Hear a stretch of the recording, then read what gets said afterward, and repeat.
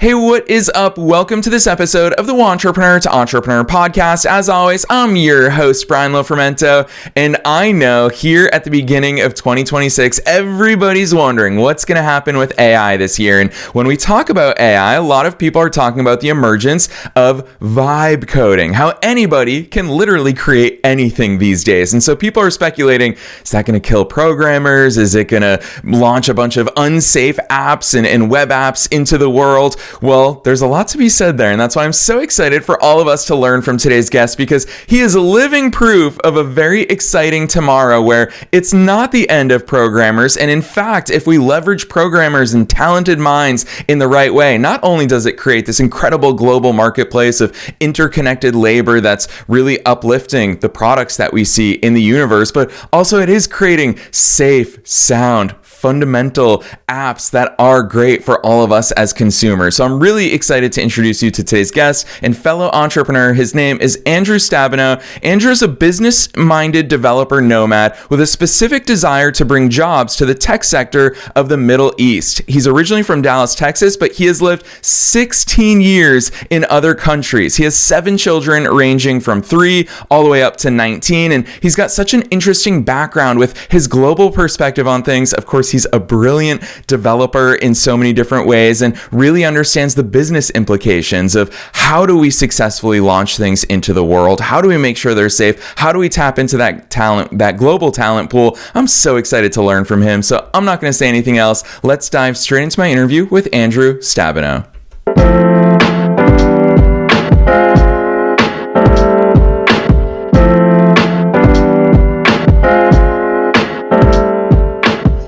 All right, Andrew, I am so very excited that you're here with us today. First things first, welcome to the show. Thank you. Thanks for having me. Heck yes, you have such a cool background. I know we're going to geek out about business and the way things are going to be shaking out here in 2026, but let's start with you personally first. Take us beyond the bio. Who's Andrew? How'd you start doing all these cool things?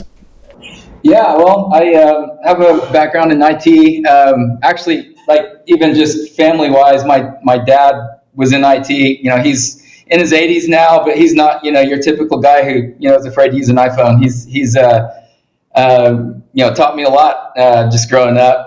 I think he worked on, GPS satellite systems and stuff way back in the day. And so I kind of grew up with that. Always liked tech. Went to school at University of Texas at Arlington, got a degree in information systems. Kind of in that was, I think just the whole business side of things was kind of enlightening. It's like, I like tech, but wow, you can really change the world with business and not just, not just be a greedy person who just wants to make money, but you can really use it to change lives and help people. And also just at UT Arlington, it's incredibly diverse. There's people from all over the world. Just got to meet lots of people I had a roommate from Japan and friends from the Middle East and all of that stuff. Did a trip out to Egypt when I was in college and just really liked this area and just really saw there's a lot of need out here and they don't have all the opportunities that we have in the United States. And so we got married not long out of college and worked in the DFW area for a while, and then after a while we moved to Jordan. Was here for a while. Taught English. Didn't do like my own business or anything fancy, but we're out here learned Arabic and all that fun stuff. That's not an easy language to learn. And then got kind of caught up in the refugee crisis and moved to Berlin, Germany.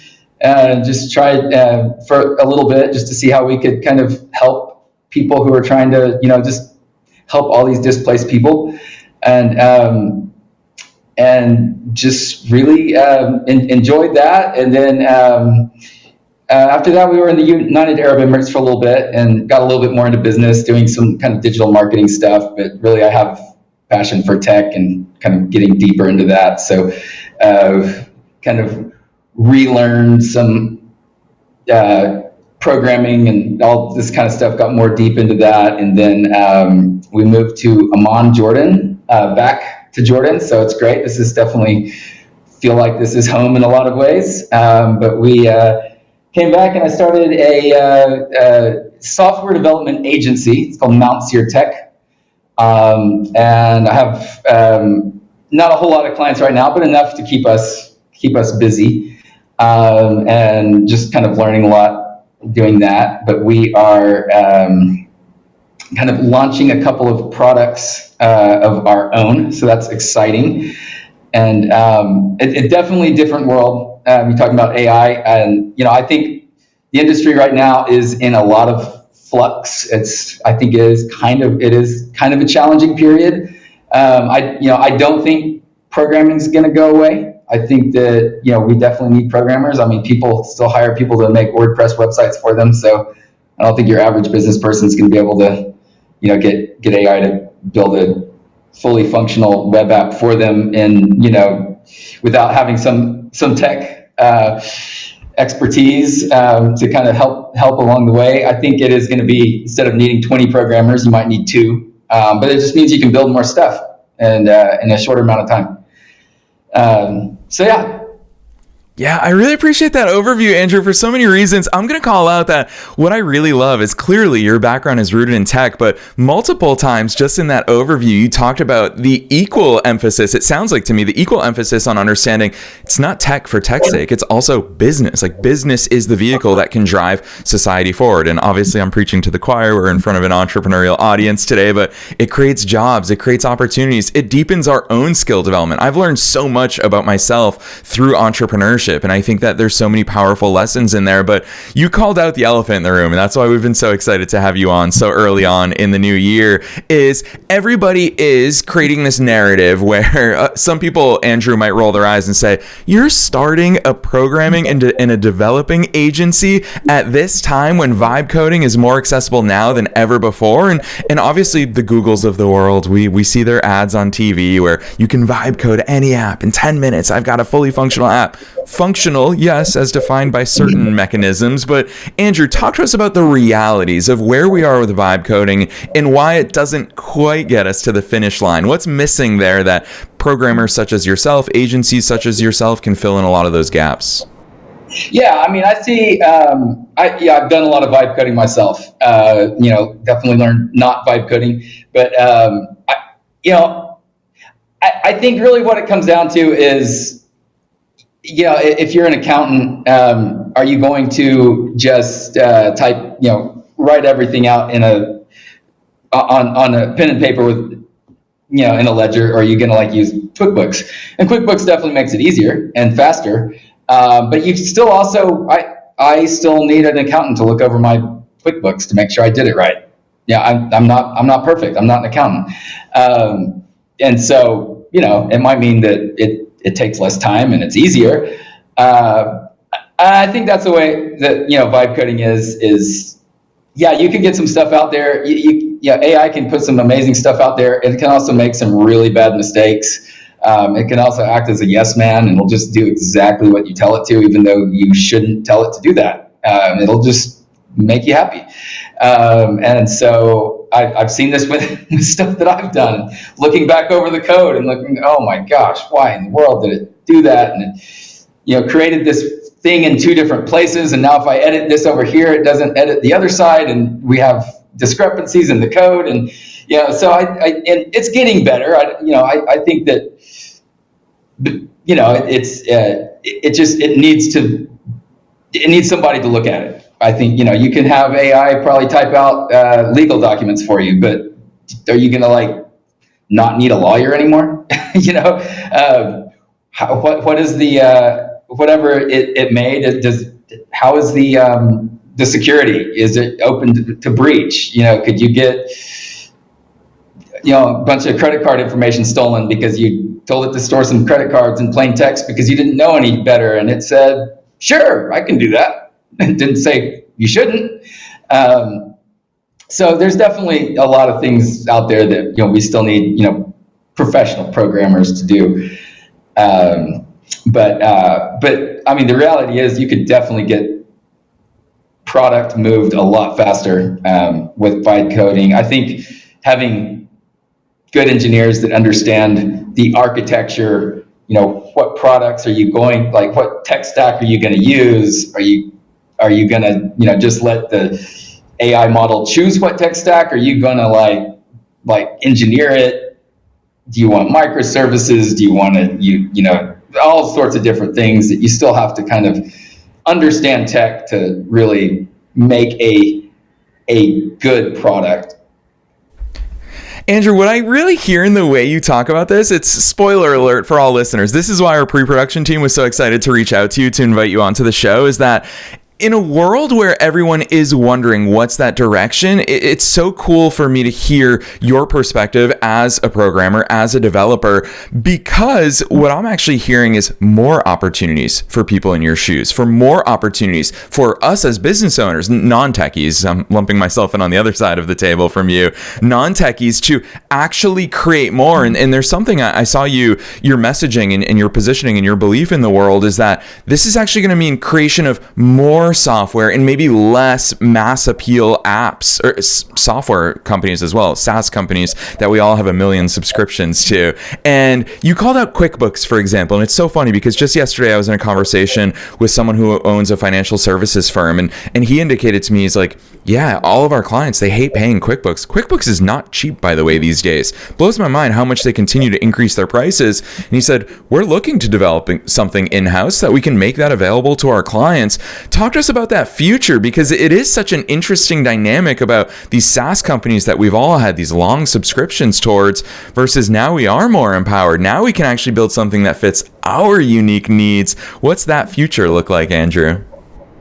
Yeah, I mean, I think that's right. I think, it takes less time to build software. So instead of, building one big thing and paying a lot of money for it, like, let's just build our own stuff. So I actually, one of the products I'm working on that, I think it is something that other people can use, is I was kind of in a similar position. I was like, well, we need a CRM. And so I was like, I could pay somebody, per user per month for something, but I'm a software development agency. Let's just make our own. So I started putting together CRM, and we're using AI. So it's like, well, let's build an MCP server into it, and I've got a front end app. Well, let's plug it into the front end app so I can capture leads from my website, and let's. I hate writing proposals. Maybe I can get AI to, make a proposal for me and stick it on letterhead, a PDF letterhead, and then I can look over it, make sure it's right, and then just hit send. And so just kind of started plugging all that stuff in together. And, at one point I was like, wow, there's probably other companies that could use this. There's a bajillion CRMs out there. But just, having one that is really easy to use, has kind of AI chatbot integration that they can tell you how to use it, help you use it, and all that stuff. And then it doesn't have to be, $1,000 a month. It can be a lot cheaper. Yeah. So I think there's a lot of opportunities like that. Just that companies, they all have niche needs, and you could definitely make software a lot quicker, a lot easier, that is adapted to exactly what your business needs, and you don't have to use these big expensive, like, pay per user per month programs. You can make your own. Yeah, and so frequently I find that when we do subscribe to those massive enterprise level SaaS companies, is we kind of finagle our own operations to align with the way that they've built that thing, instead of doing our operations the way that we want to do it, because it fits our unique needs. So I love that perspective, but I want to tie in the business side of it, because I already teased how much I appreciate that you love that side of it too. And something that I admire so much about the way that you operate is the fact that you are tapping into that global talent pool, but you yourself, you are a bridge, because you understand the American market, American expectations, the American way of doing business, while also creating so many opportunities where you live, which as a nomad, obviously you're in Jordan Jordan right now, but within the Middle East, there's so much talent at your disposal there that you can help develop them as well, and they find opportunities because there is so much talent everywhere across the world. So Andrew, talk to us about that outsource, I'm going to call it offshore, because a lot of people think about offshore and they're just like, oh, is it going to be a bunch of people that I don't know? You're doing it in such a cool way while serving as that bridge. What does that very intentional side of your business look like, and what's that value add in today's world? Yeah, I mean, I really want to just, bless the countries that I'm living in. And so I really, it's interesting with AI, you can do it with less people. I really want to be able to hire people and provide jobs for people. But yeah, I'm in Amman, Jordan. It's a growing sector. The Crown Prince of Jordan is really pushing tech and really wanting to give people more jobs for communities.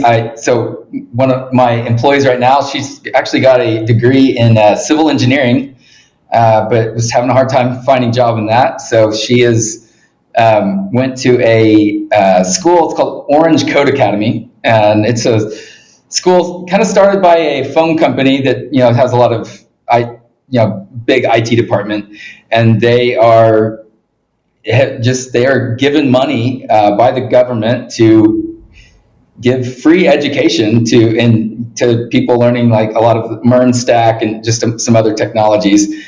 And so she went to that, learned how to program, and she's actually one of the few people that I've met that can design a logo and program the back end, program an API. So it's pretty nice for a small business like me to have somebody who can do a couple different things. But yeah, they're really, a lot of Jordanians are getting into the tech sector, and they're great. There's a lot of people speak great English, so English isn't really a barrier. And they do good work, and definitely want to give them opportunities to use that. Yeah, I love that model. I'm absolutely convinced that that's the way forward. And even in the nonprofit space, we started a nonprofit in Q1 of 2025. And that's our big belief, is that the more we make entrepreneurship and business and skill development accessible worldwide, it's just going to massively lift that global talent pool. And Andrew, you are very much someone who is in the field doing that. I'm so appreciative of the way that you show up and talk about that giving back, because the ripple effect goes so far beyond what either you or I can do individually, and truly impacts families, communities, society on the whole. So I really love what you're doing there. Talk to us about, there are some logistical implications, I would imagine, of living halfway across the world. And so I'm very grateful for you helping to make the time zones work, for you coming on the show here today. But talk to us about what that global business operation looks like, because Andrew, I'm sure you've got client calls, I'm sure you've got prospecting calls, I'm sure that you've got your team in different places. How the heck? And also I'm gonna throw in one more big wave of it, of you are also a dad to 7 children. You have so many responsibilities on your plate, Andrew. How do you make it all work? Wow. Yeah, it's hard. And definitely entrepreneurship is hard. Seems like you can never turn it off sometimes. You're just always thinking about the next thing. And it could be, I wake up at 4 a.m. in the morning and I'm just, trying to troubleshoot something, which is not the healthiest thing, but, living overseas. Fortunately, I have been overseas for a while, so you definitely have to make sure your visas are renewed and all that stuff, and sit around in some government offices and do all that, and then just making connections in a foreign country, and is definitely challenging. Because I've lived overseas so long, it doesn't feel too daunting anymore. Definitely was when I first got over here. But Jordanians are, I think most people in the Middle East, they're great. They're easy to work with. They are very relatable, and I love the community over here. They're great. But yeah, definitely have a lot of calls. It's 5:30 or 5:20 p.m. here. It's kind of when a lot of my calls start. So I have to make sure I get some time with the family, earlier, and then, calls get pushed back into sometimes 8, 9 p.m. And that's just, just part of doing life. Fortunately, Jordanians, this part of the world, they like working late. And so I think them working late evenings is actually a perk for them. I think they would rather do that than get up at 8 a.m. in the morning and have to work then. So that it doesn't seem like too much of a lift for them to stay up later. But yeah. So Andrew, I guess I already adhere to the Jordanian work culture. So sign me up for that. No early meetings is always my biggest wish in life. So I love the fact, and I'll happily work until 2 a.m., Andrew. So sign me up. Along those lines, I want to go back to, I can't, my mind keeps just coming back to this beautiful future where it's so much easier for all of us in our own businesses to have custom software. I want to ask you about the decision point, because I'm sure you have a really interesting perspective here of, we always have needs. Andrew, I myself, I'm very guilty. I go to appsumo.com at least once a week, and I just look at what are all the new SaaS companies out there? What can I get a lifetime license deal on?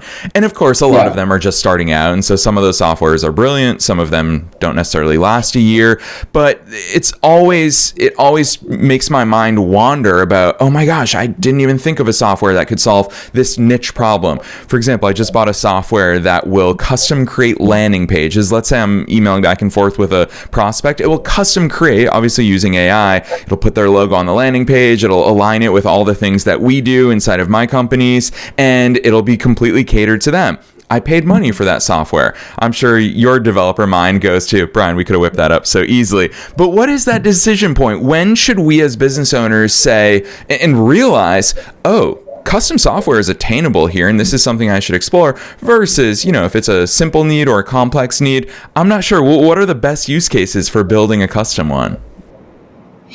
Yeah.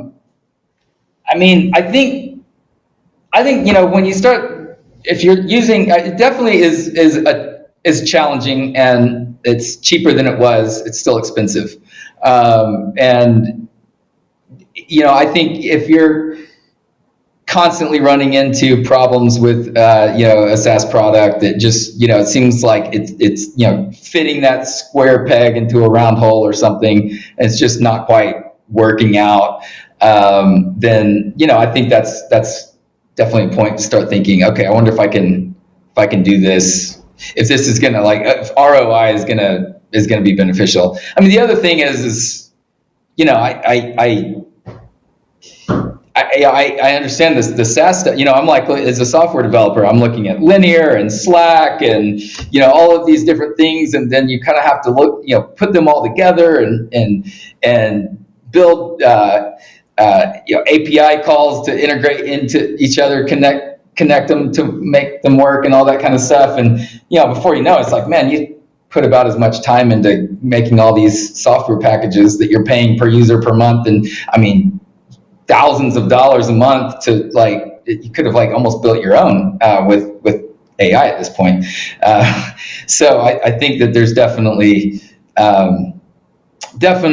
work out there that you could do. You can have a product that's going to fit exactly what you need, and you pay one time to develop it, or you might have to update it every once in a while or something. But it's there's definitely, I think, better ways to do it than trying to use, I don't know, like Salesforce for something that you're using 1% of the functionality of Salesforce, and then still needing all these other products to fill in gaps that Salesforce can't do.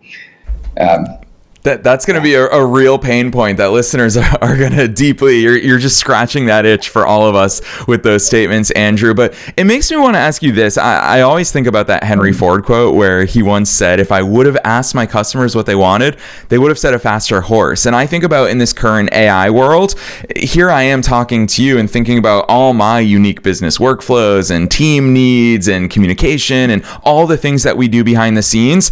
I don't know what I don't know, Andrew. I don't even know what the right question would be to ask you or what the right solution would be. What do those conversations look like? I guess my real question is, how early is too early to reach out to someone like you and talk to you and just say, hey, here's the landscape of how my business operates. Here's where our team is at. Here's what our client fulfillment looks like. Here's our entire landscape. Is that something you make sense of and you say, hey, well, here's how we could plug some of those gaps? Do people typically come to you already knowing the type of solution that they're looking for?